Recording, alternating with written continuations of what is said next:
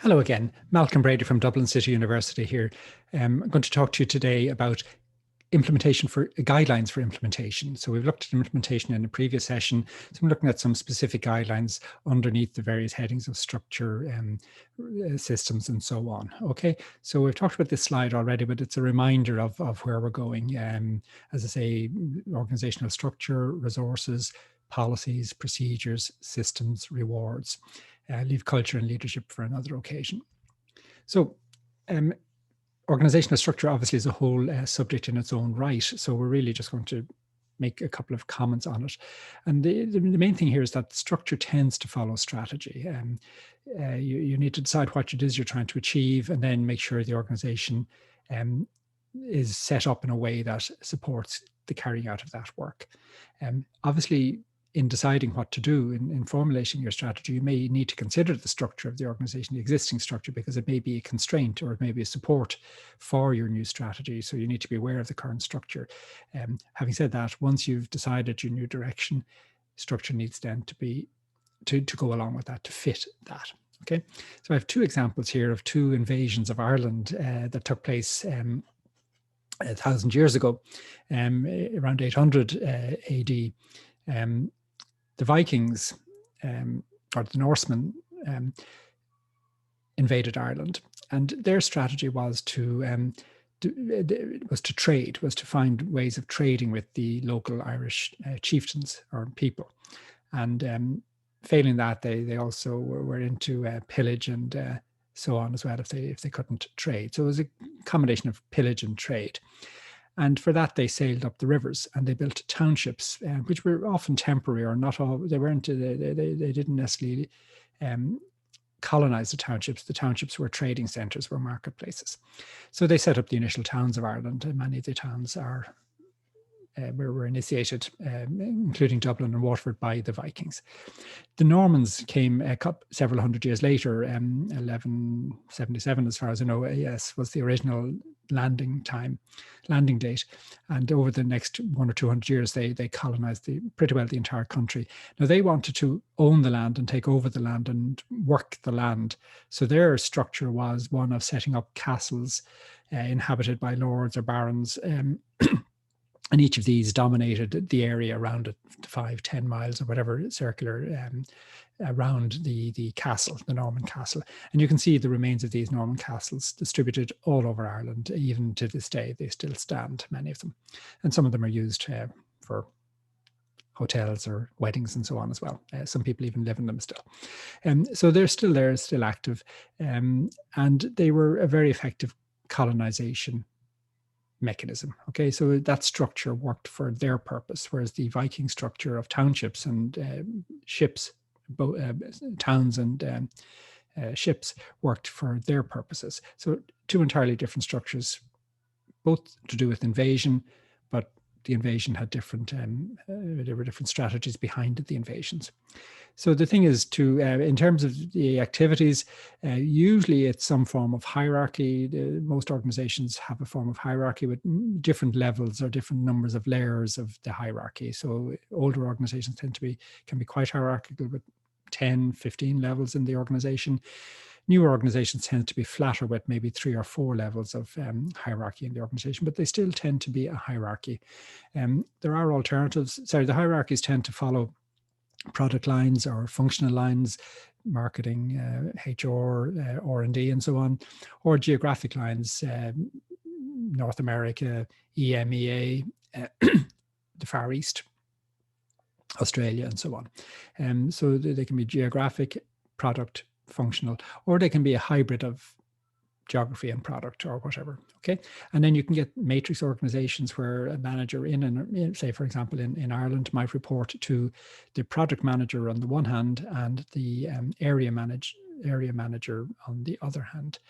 And this can be a type of matrix organization where managers are in a matrix reporting to two people along the two directions of the matrix. But essentially, so there are many different ways of organizing, and I'm not going into all of those now, and they all have pros and cons. But essentially, there's some form of hierarchy to distribute responsibility and work around the organization. And usually some form of cross-functional contact is required. So there's differentiation of work activity down the hierarchy, and then integration of work activity across the hierarchy. And this integration or cross-functional contact can be through project teams, task forces, process teams. You've all come upon these different cross-functional teams. Then you have to locate authority, where in the organization are decisions made. So I'll come to that in more detail in a moment. But different levels of distribution of decision making and empowerment of employees. And then the final point there about some activities may not be within the hierarchy at all. They may be outsourced, or the organization may be more or less vertically integrated, again, with some activities outsourced to suppliers or buyers, or indeed to other organizations through outsourcing. So in terms of authority and decision making, two broad approaches here: very centralized, with decisions made by the top team. This would fit with our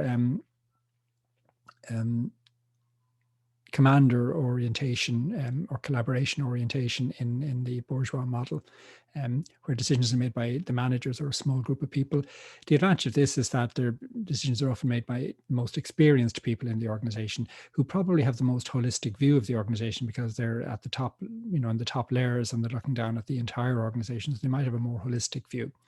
It can allow a fast response to a crisis, because the relevant managers might all, for example, work in the one office or in the one floor of the head office of the organization. So it can allow fast response.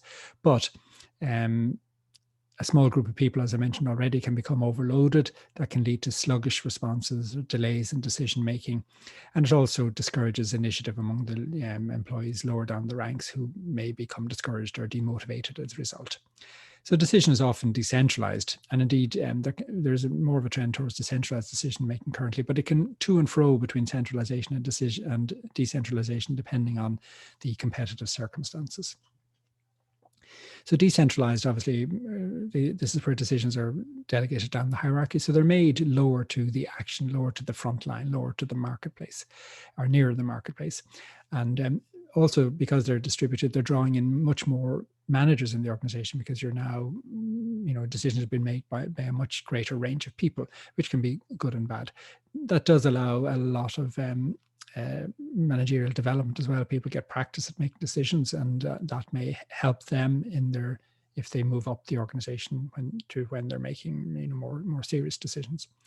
So it encourages initiative. And fast response to market change. And we're not talking about crisis here, which is major, a major event. Just ordinary market changes are picked up by managers who are on the ground, and they may not be picked up by the smaller group of managers at the top tiers of the organization, because they can be quite removed by the layers of the hierarchy from the customers and from the marketplace. Control is often by peers or culture when it's decentralized. And we talked about the culture approach to strategy implementation in Bourgeois and Broadbent's model.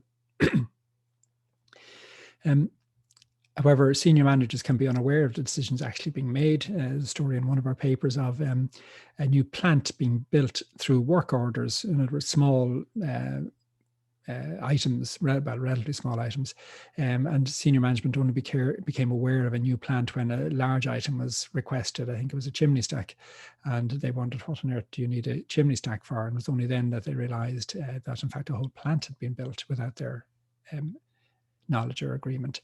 So it can increase the risk in terms of, if senior managers are not aware of what's going on, that can increase the risk of the organization going astray. So there's pros and cons of centralized and decentralized decision making. That's a consideration in terms of strategy implementation.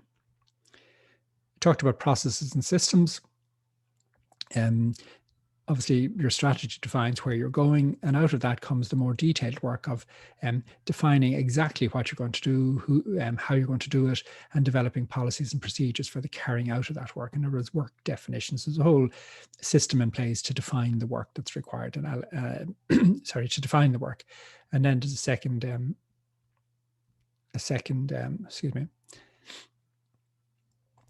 system which allocates people to the work, so the resource allocation process needs to be put in place as well. So that's where people are allocated and finance and budgets can be allocated to particular work items. Then the measurement needs to be, the performance needs to be measured.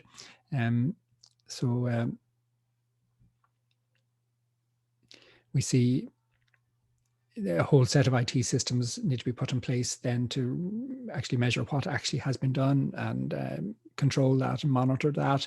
And then finally, the reward system. So that may be dependent on performance. In other words, the monitoring system, the reward system may follow from that, or maybe through some other method.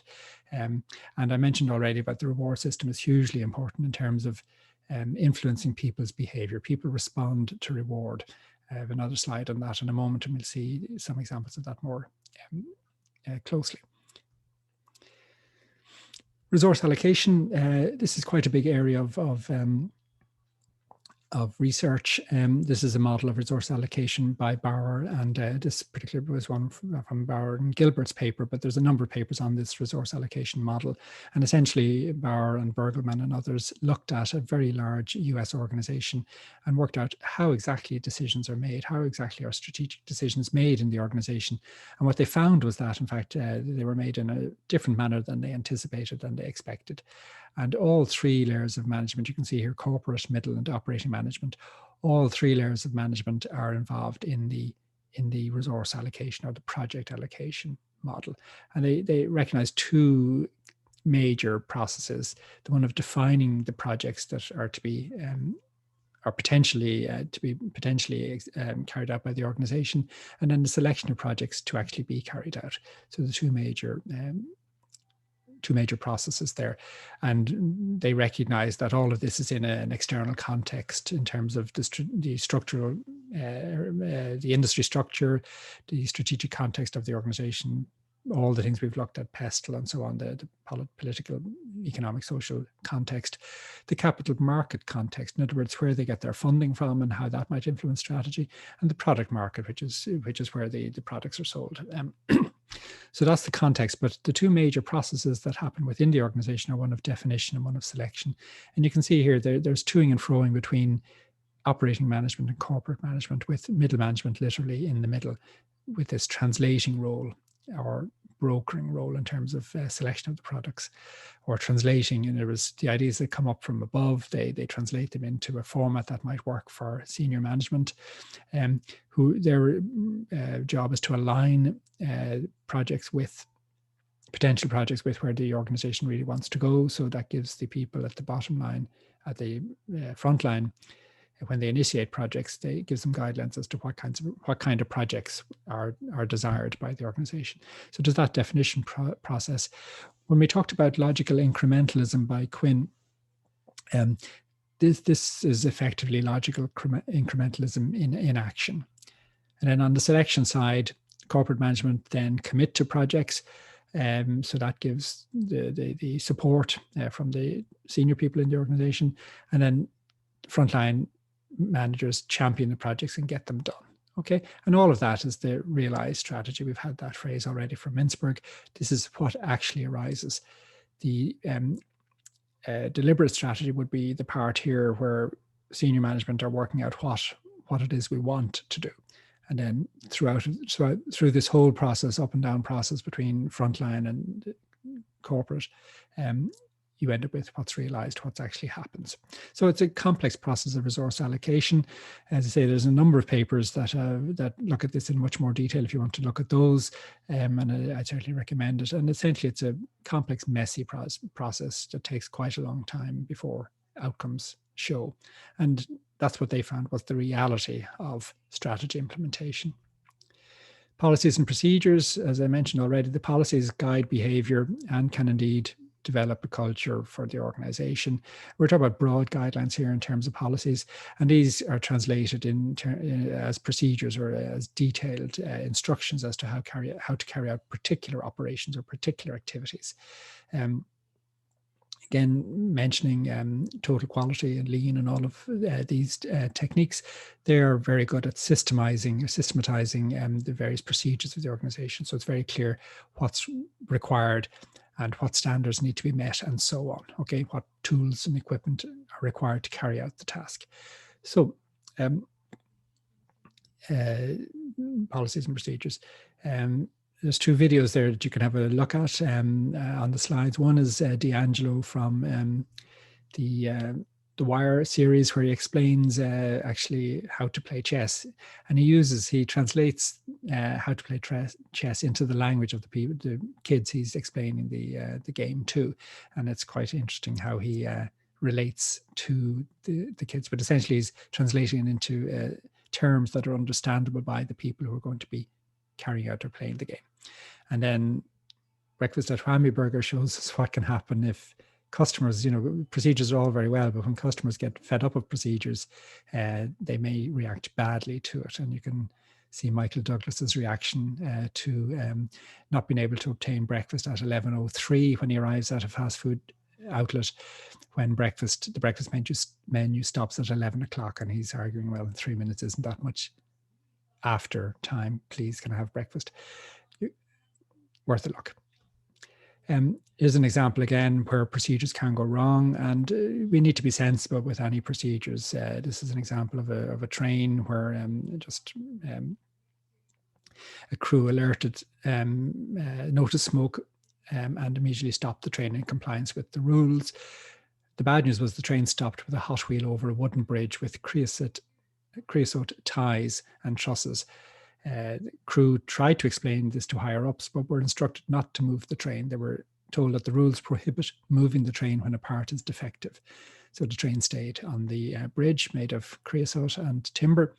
And, well, you can see what happened when that rule was maintained. So, rules are rules, but no point, there's room for local initiative so that nothing stupid happens. Reward follies. This is the paper I was talking about in terms of reward. Kerr's paper in the Academy of Management Executive on the folly of rewarding A while hoping for B. And he's basically saying, if you want A to happen, if that's your strategy, that we want to go down the road of A, well, then reward A. Don't reward something else, because if you reward B or something else, B is what is going to happen, not A. And he gives examples of universities, in fact, where teaching might be encouraged and might be required, but research, say, is rewarded. So what happens? Academics put any incremental time they have into research and not into teaching. Or indeed, it can be worse than that. People can entirely minimize teaching altogether and maximize research, because that's what gets rewarded. So if you want to have a balance, or if you want to emphasize teaching or a balance of the two, but you reward only one activity, that's the activity that will happen on the ground. So they're just saying, be careful of that. They give some examples. We hope for teamwork, but we reward individual effort. So individuals will put their effort into what's best for them. We hope for long-term growth, but if we reward quarterly earnings, people will not look at long-term; they will look at the short run. We hope for quality, but if we reward shipping on time, that's what will happen, even if the product is defective. So have a look at that. It's well worth reading. A short paper, well written, with some detailed examples of these items. And here's an example of reward gone wrong. Okay, Wells Fargo, and this is tied in with objectives as well. So reward and objectives are very much tied together. If the objectives are overly stretching but rewarded, people will try and achieve that, but may not always achieve it in the way you want to. Okay, so the CF, and just go down to the third line there. Oops, sorry. The third line, the CFPB laid the blame squarely at the feet of the bank's sales targets, hence the objectives. Wells Fargo built an incentive compensation program that made it possible for its employees to pursue underhanded sales practices.